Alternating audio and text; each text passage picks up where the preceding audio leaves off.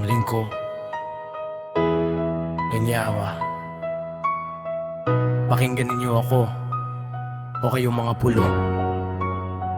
Dinggin ninyo ito, kayong mga malalayong bansa. Bago ako ipinanganak, tinawag na ako ng Yahawa. Mula pa sa sinapupunan ng aking ina, binigkas na niya ang aking pangalan. Ginawa niya ang aking bibig na parang isang hasang tabak. Sa lilim na kanang kamay, itinago niya ako. Ginawa niya akong isang pinakintab na palaso at itinago sa kanyang lalagyan ng mga palaso. Sinabi niya sa akin, ikaw ang aking lingkod, Israel, na sa pamamagitan mo ay ipapamalas ko ang aking kaningningan. Ngunit sinabi ko, ako'y nagpagal ng walang kabuluhan. Aking inubos ang aking lakas para sa wala. Gayong pa man ang nararapat sa akin ay nasa pamay na aawa. At ang aking gantimpala ay kasama ng aking alahaya. At ngayon ay sinasabi ng Yahawa sa akin, sa sinapupunan upang maging kanyang lingkod. Pabalik sa kanya ang Jacob at tipunin ng Israel sa kanyang sarili, sapagkat ako'y pinaranggalan sa mata ng Yahawa at ang aking alahaya ang naging aking kalakasan.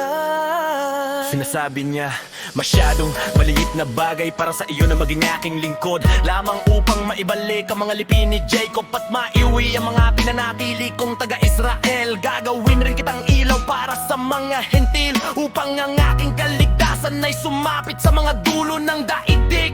Ito ang sinasabi ng Yahawa, ang manunubos at ang banal ng Israel. Sa kanya na hinamak at inasuklaman ng bansa. Sa likod ng mga pinuno, makikita ka ng mga hari at magsisitayo sila. Makikita ka ng mga prinsipe at magsisiyukot sila. Dahil sa Yahawa na tapat ang banal ng Israel na humirang sa iyo.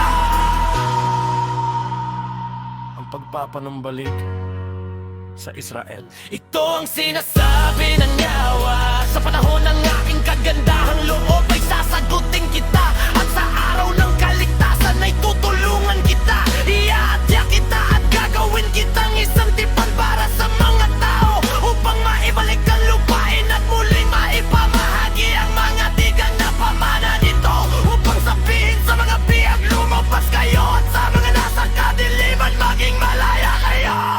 Sila'y manginginain sa tabi ng mga daan, at makakatagpo ng pastulan sa bawat tigang na burol. Hindi sila magugutom o mauuhaw, ni sasalingin man sila ng init ng disyerto o natirik ng araw. Ang maawa sa kanila ang magpapatubay sa kanila, at atakayin sila sa tabi ng mga bukal ng tubig. Gagawin kong daan ang lahat ng aking mabundok, at ang aking mga lansangan ay itataas. Tingnan, sila'y darating mula sa malayo.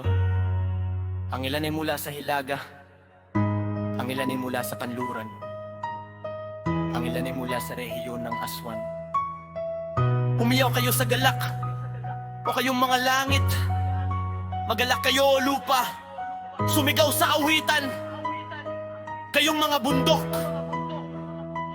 Sapagkat tinaaliw ng Yahawa ang kanyang bayan, at kaabagan niya ang kanyang mga pinagdadalamhati. Ngunit sinabi ng Zion, pinabayaan ako ng Yahawa. Nakalimutan ako ng alahaya. Yeah!